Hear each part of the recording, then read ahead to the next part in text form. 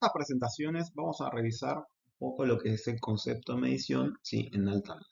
Vamos a hacer un breve repaso, ¿sí? De lo que correspondería, ¿sí? A lo que sería la atmósfera según la composición, la fuente de ionización, ¿sí? Cuáles son las distintas regiones, mirar un poco el tema de geomagnetismo, qué es un viento solar, ruido cósmico, cómo se adquieren esos datos y una mejora, ¿sí? Que se ha hecho respecto de lo que sería, ¿sí? Un río. Bueno, la atmósfera terrestre está definida como una mezcla de diferentes gases y partículas, ¿sí? Que comprenden, ¿sí? Una región desde los 0, ¿sí? Hasta lo que sería, ¿sí? Unos 10.000, ¿sí? Kilómetros, ¿sí? De altura. Ustedes, o sea, la parte más interesante para lo que sería los fenómenos meteorológicos está compuesto por la termósfera, mesopausa, mesósfera, estratopausa, estratosfera, tropopausa y troposfera, ¿sí? Del punto de vista de lo que sería la composición, tenemos lo que sería la región, ¿sí? Del medio, y finalmente según el contenido de plasma, ¿sí? Estamos hablando de lo que sería la región F, E y D, que es lo que se conoce como lo que sería la ionosfera. Este tercer análisis de ionosfera tiene una importancia, ¿sí? Relevante para saber si el contenido de electrones libres. Bueno, un campo de aplicación, ¿sí? Es el estudio de lo que serían las radiocomunicaciones y para los sistemas, ¿sí? De navegación global basado en satélites, GPS, GNSS. Entonces, debido a la presencia de una capa, ¿sí? O que esté eléctricamente cargada, las señales pueden, ¿sí? Definir, ¿sí? Distintos, ¿sí? Atenuaciones. Entonces eso lo que puede hacer es que me perturben, ¿sí? Lo que sería la parte de comunicaciones. Entonces por eso un fundamento de lo que tenemos que analizar en esta capa de la ionosfera. Básicamente, mirando un poco lo que era de forma histórica, cómo se descubrió la ionosfera, sí, eso fue en el siglo XVIII y XIX, donde sí había pequeñas variaciones del campo magnético, sí, terrestre, que no se podía, sí, explicar con los fundamentos de esa época. Bueno, entonces la ionosfera, un poco es lo que vimos en la filmina anterior, comprende la región de la atmósfera terrestre donde los electrones libres se concentran en grandes cantidades como para perturbar lo que sería la propagación de ondas, ¿sí? Electromagnéticas. Bueno, estos electrones están producidos, ¿sí? Por lo que sería la fotoionización de átomos y las moléculas neutras, ¿sí? Presentes en la atmósfera. Bueno, este tipo, ¿sí? De perturbación se fundamenta en lo que es la radiación, ¿sí? Ultravioleta y los rayos X, ¿sí? Que provienen, ¿sí? Del Sol. Esto un poco ya lo habíamos estado viendo, ¿sí? En lo que sería la parte de radiación, ¿sí? Teníamos lo que sería el espectro de radiación, ¿sí? Según la longitud de onda, y teníamos lo que sería la parte ultravioleta, la parte, ¿sí? Visible y la parte, ¿sí? Infrarroja, ¿no? En este caso, ¿sí? Podemos ver lo que serían las moléculas que son, ¿sí? Responsables de la absorción de la radiación. Bueno, esto para recordar un poco, ¿sí? Las partículas, ¿sí? Son los electrones y protones, ¿sí? Que provienen del Sol, ¿sí? Que se precipitan sobre la atmósfera terrestre, ¿sí? Produciendo una ionización que es menor comparada con aquellas, ¿sí? Producidas por la radiación, ¿sí? Electromagnética. Hay partículas con alta energía, ¿sí? Mayores a 1000 megaelectronvolt. Las emitidas por el Sol, ¿sí? En distintos eventos, ¿sí? Andan de 10 a 1000, ¿sí? El megaelectronvolt. Y los protones, ¿sí? Suceden, o sea, que son consecuencias de lo que es sucesos solares de plasma, ¿sí? O lo que sería eyección de masa coronaria, ¿sí? Andan los que sería cientos, ¿sí? Kiloelectronvolt, es decir, son bastante menor que las dos, ¿sí? Que vimos anteriormente. Bueno, la energía total debida a las partículas energéticas, ¿sí? Son bastante, ¿sí? Menores, ¿sí? A la radiación ultravioleta, ¿sí? De rayos X. Pero cuando hay épocas de tormentas magnéticas, o durante a la noche o a bajas alturas, pueden ser una fuente, ¿sí?, de lo que sería generación de electrones libres. Bueno, todo eso, ¿sí?, sumado al flujo constante de partículas cargadas, es lo que se conoce como, ¿sí?, viento solar. Este sería un diagrama de los que son los ciclos solares, ¿sí?, cómo se está comportando el Sol, ¿sí? Fíjense que el Sol funciona a un ritmo constante y cada ciclo solar, ¿sí?, dura, ¿sí?, 11 años.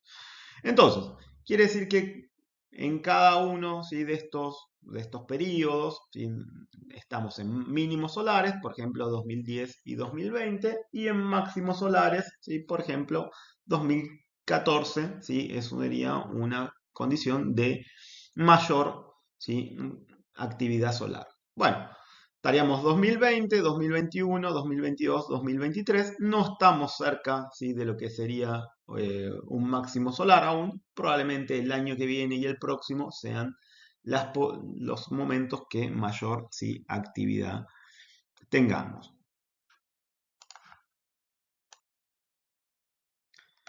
Bueno, durante épocas de actividad solar alta se pueden, ¿sí?, observar un número, ¿sí?, de manchas solares, ¿sí?, en el orden de 100 o más, mientras que, ¿sí?, en épocas de baja actividad, ¿sí?, las manchas solares disminuyen, ¿sí?, alrededor de 40.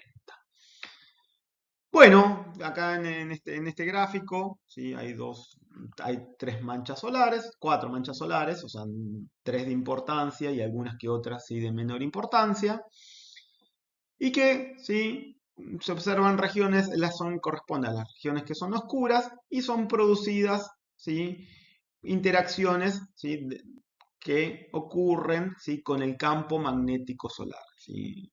Eso es lo que sucede cuando aparece una mancha solar. Es la interacción del Sol con su propio, ¿sí?, campo magnético. Mirando un poco, ¿sí?, la región ionosfera, tenemos la altura, ¿sí?, en el eje vertical, y hacia la derecha tenemos lo que sería la concentración de portadores. Sí, la distribución de los electrones varía con la altura, ¿sí?, en momentos si es de día o de noche, y también con lo que serían las distintas, ¿sí?, capas de la atmósfera. Perdón, en este caso sería de la ionosfera. Fíjense que en este caso tenemos la capa D, ¿sí?, donde la variación no es tan significativa, ¿sí?, la capa E, que hay una variante, sí, significativa, y la capa F, que se encuentra separada en F1 y F2, que es donde se puede percibir la mayor cantidad, ¿sí?, de concentración de electrones. Entonces, ¿sí?, la capa, ¿sí?, que siempre, ¿sí?, o sea, la capa que más indica, ¿sí?, una variación, o que podríamos detectar, ¿sí?, una variación de electrones libres, ¿sí?, por lo que sería por fenómenos que estuvimos viendo, ¿sí?, anteriormente, tendríamos que concentrarnos que sería la capa, ¿sí?, F o F1, ¿sí?, y F2.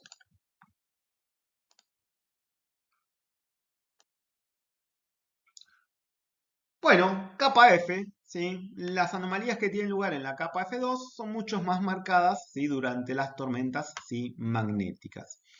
En estos, ¿sí?, escenarios se produce una inyección de electrones a gran velocidad que luego son acelerados hacia las zonas, ¿sí?, de lo que serían las auroras, ¿sí?, o sea, por el campo magnético terrestre. Recuerden, las auroras, ¿sí?, están en el polo norte, ¿sí?, y polo sur, que es donde el campo magnético terrestre, ¿sí?, posee una menor, ¿sí?, intensidad. Bueno, entonces habiéndose producido esa inyección de electrones, ¿sí?, lo que ocurre es que la capa F modifica su espesor, así como la distribución global de lo que sería la densidad de electrones libres. La capa F está por encima de los 160 kilómetros de altura y lo que sería la concentración de electrones está 10 a la 5, ¿sí?, o sea, electrones por centímetro cúbico, y 10 a la 6 portadores, vos a llamarlo como portadores, ¿sí?, por centímetro cúbico. Es decir, esto, ¿sí?, si yo lo quisiera proyectar en un volumen de 1 metro cúbico, lo tendría que multiplicar por 10 a la 6 para saber qué cantidad de partículas, ¿sí?, tenemos. Entonces, la mayor cantidad, ¿sí?, de concentración electrónica, ¿sí?, en toda la ionosfera es alrededor de los 350 kilómetros, que coincidía, ¿sí?, con lo que sería la capa F1, ¿sí?, y F2. Estamos alrededor de esa zona. La capa F1, ¿sí?, lo que tiene que siempre presenta un comportamiento, ¿sí?, regular, ¿sí?, controlado por lo que sería, ¿sí?, el Sol, y la capa F2, ¿sí?, puede cambiar la densidad electrónica, ¿sí?, hasta en un 20%. Se encuentra, respecto a lo que sería el campo magnético terrestre, el mismo no se encuentra, ¿sí?, alineado con el norte geográfico y el sur geográfico, sino se encuentra, ¿sí?, 11 grados rotado respecto, ¿sí?, al eje de rotación de la Tierra. La ionosfera está vinculada con lo que sería todos los tipos de fenómenos magnéticos. En consecuencia, ¿sí?, la actividad geomagnética y el campo magnético que viaja, en el cual viaja el plasma del viento solar, ¿sí?, van a afectar, ¿sí?, a la ionosfera. Las corrientes, ¿sí?, que se producen en el núcleo de la Tierra son pura y exclusivamente aquellas que generan el campo magnético terrestre, y la distribución de densidad de electrones libres en la ionosfera depende justamente del campo magnético terrestre. Es decir, donde hay mayor intensidad de campo magnético, vamos a tener una determinada distribución, y donde hay menor intensidad de campo magnético, en los polos, ¿sí?, vamos a tener una mayor, ¿sí?, densidad de electrones libres.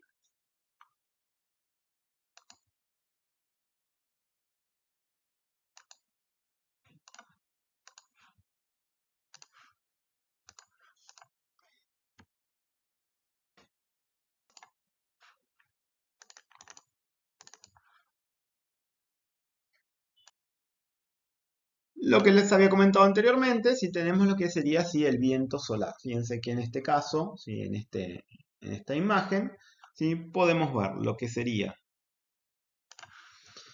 el Sol, ¿sí?, lo que sería la eyección, ¿sí?, de partículas, y luego tendríamos lo que sería el campo magnético terrestre, ¿sí?, que se encarga de repeler, ¿sí?, las partículas, desviarlas, para que no ingresen, ¿sí?, al planeta Tierra. Claramente se nota la debilidad del campo magnético, ¿sí?, en los polos, ¿sí?, que es por donde donde hay menor densidad de líneas, y donde hay mayor, ¿sí?, cantidad o mayor acceso, ¿sí?, de las partículas, ¿sí?, solares. Bueno, la corona solar claramente no está en equilibrio hidrostático, sino que está constantemente, ¿sí?, generando un flujo interrumpido de partículas cargadas, y el principal medio con el que el Sol transmite su actividad, ¿sí?, al ambiente terrestre, ¿sí? Fundamentalmente, ¿sí?, está compuesto por protones, ¿sí?, y partículas, ¿sí?, alfa. Acá hay otra imagen, ¿sí?, de lo que sería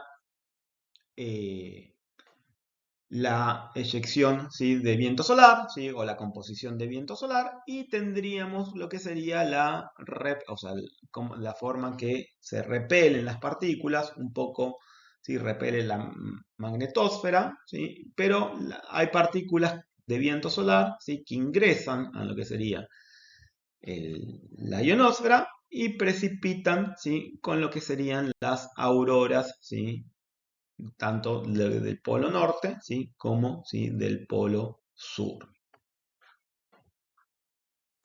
A la Tierra llegan de forma continua, ¿sí?, ondas electromagnéticas, ¿sí?, de origen extraterrestre. Estas ondas, ¿sí?, que llegan, las podemos, ¿sí?, caracterizar como, ¿sí?, ruido cósmico. El ruido cósmico, ¿sí?, se debe a lo que sería nuestra propia, ¿sí?, galaxia.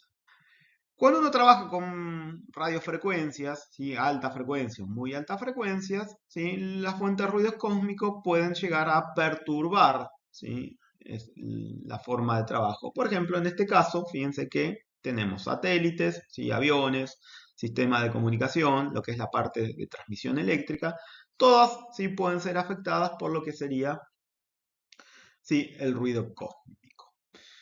Bueno, el sondeo ionosférico, ¿sí?, se puede realizar, ¿sí?, debido a que las ondas electromagnéticas son perturbadas cuando se propagan a través del plasma alrededor de la Tierra, ¿sí?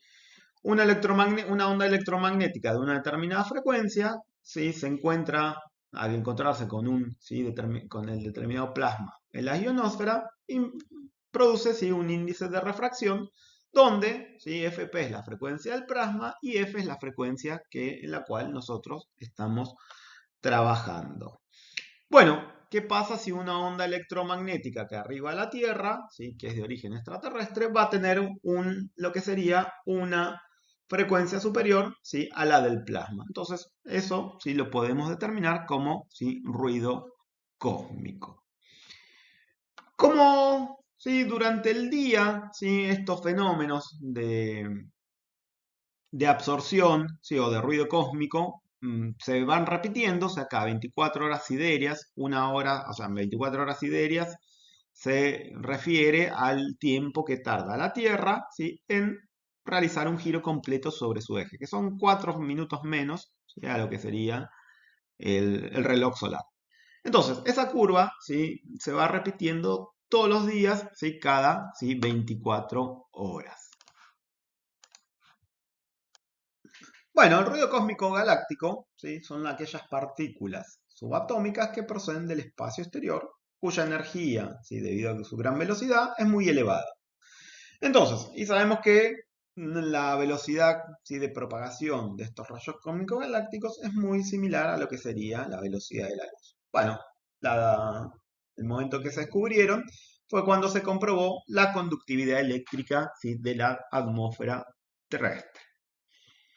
Cuando una onda electromagnética pasa, ¿sí? O atraviesa la ionosfera, sufre una determinada atenuación, ¿sí? En la parte baja, ¿sí? De la ionosfera. Entonces se puede utilizar lo que sería la ecuación de Appleton-Hardy, que es esta que tenemos, ¿sí? Aquí en pantalla. Depende de la densidad electrónica, la frecuencia de colisión, ¿sí? Entre los electrones y las partículas neutras, la velocidad angular, ¿sí? Del electrón, la pulsación de la onda, ¿sí? Electromagnética, y θ sería el ángulo entre la perpendicular del campo magnético y la dirección de propagación de la onda. Después tenemos un riómetro, ¿sí? Que es una sigla, ¿sí? Abreviada de lo que tenemos, ¿sí? Aquí abajo, que lo que mide de forma pasiva, es decir, que no envía sin ningún tipo de pulso, sino que está constantemente, entre comillas, escuchando, la recepción de ondas galácticas de radio, ¿sí? Las cuales, por lo que les dije anteriormente, sufren, ¿sí? Una determinada absorción. Entonces lo que mira el riómetro, ¿sí? Es en la capa D, es decir, en la capa más baja. Entonces, ¿qué sucede? Bueno, este fenómeno se incrementa cuando hay eventos, ¿sí? Ionizantes extraordinarios. Por ejemplo, ¿sí? Una precipitación de partículas, fulguraciones solares, ¿sí? Viento solar, ¿sí? Que atraviesa, ¿sí? Lo que sería la ionosfera. Bueno, ¿cómo se adquieren los datos riométricos? Bueno, hay una red que se llama SARINET, South America Riometer Network, ¿sí? Que es una red que está conformada por riómetros de la Universidad de Takashoku de Japón, ¿sí? Que se encuentran instalados todos en Sudamérica. ¿Sí? El fin que tiene esta red es investigar, ¿sí? Cómo se encuentra la ionosfera y los efectos que se producen debido a la precipitación de partículas, ¿sí? Energéticas. Bueno, estas precipitaciones, ¿sí? De partículas energéticas, ¿sí? Eh, tienen, ¿sí? Un epicentro en lo que sería la anomalía magnética del Atlántico Sur, AMAS, ¿sí? Entonces, como hay una debilidad del campo magnético en lo que sería la parte sur del Atlántico, ahí hay una mayor cantidad, ¿sí? De partículas energéticas. Tenemos dos tipos de riómetros, ¿sí? Los riómetros simples, que están de forma fija, ¿sí? Mirando la radiación recibida, ¿sí? Por el ángulo de recepción de la antena. Entonces, lo que estudian es la ionosfera baja entre el espacio, ¿sí? Y observando lo que serían las anomalías de absorción. Hasta la foto superior, ¿sí? Es un riómetro simple con el arreglo de antenas, ¿sí? En su costado. Y después tenemos los riómetros en dos dimensiones, que están conformados por un arreglo de antenas en las cuales se puede, ¿sí? Obtener una dirección de las y de esta forma determinar, ¿sí? La absorción en distintas direcciones, ¿sí? Del espacio. Entonces, con lo que hago con un arreglo de antenas o un riómetro en dos dimensiones, ¿sí? Poder obtener un barrido, ¿sí? Desde donde vienen, ¿sí? Las partículas que están ingresando, ¿sí? A lo que sería la zona de la ionosfera.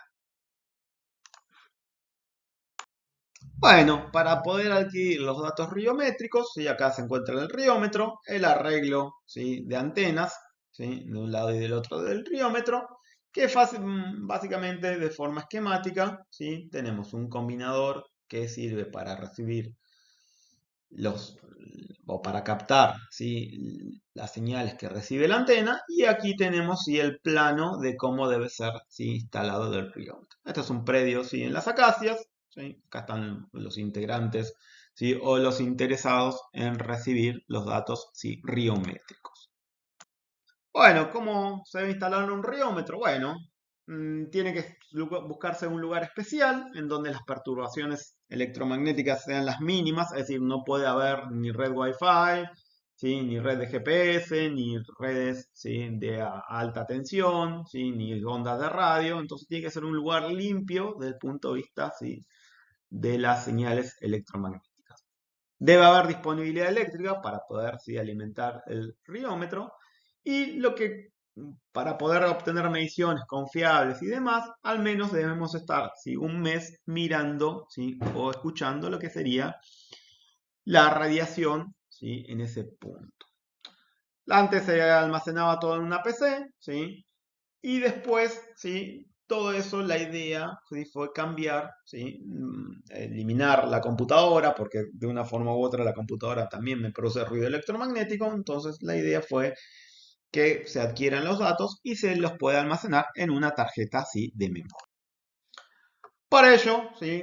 Pensando un poco en los conocimientos que ustedes tienen, ¿sí? La forma de independizarme en lo que sería la energía, ¿sí? Eléctrica fue utilizar un par de paneles solares, ¿sí? Un regulador del panel solar y un par de baterías como para poder, ¿sí? Alimentar, ¿sí? Al riómetro. Como el riómetro necesitaba tensión de 12 volt positiva y tensión de 12 volt negativa, bueno, lo que se hizo fue acceder al punto medio, ¿sí? De las baterías, y de esa forma se puede obtener las tensiones, ¿sí? Combinadas. Algunos de los inconvenientes que se solucionaron es que no haya desbalance de tensiones, es decir, que la tensión positiva y la tensión negativa, ¿sí? Fueran iguales, que no haya oscilación de valores. Y otro inconveniente que se resolvió es regular el 0 volt, es decir, el punto referencia que me alimenta, ¿sí? El riómetro. Bueno, claramente acá vemos lo que sería un Arduino, ¿sí? Con una tarjeta así de memoria.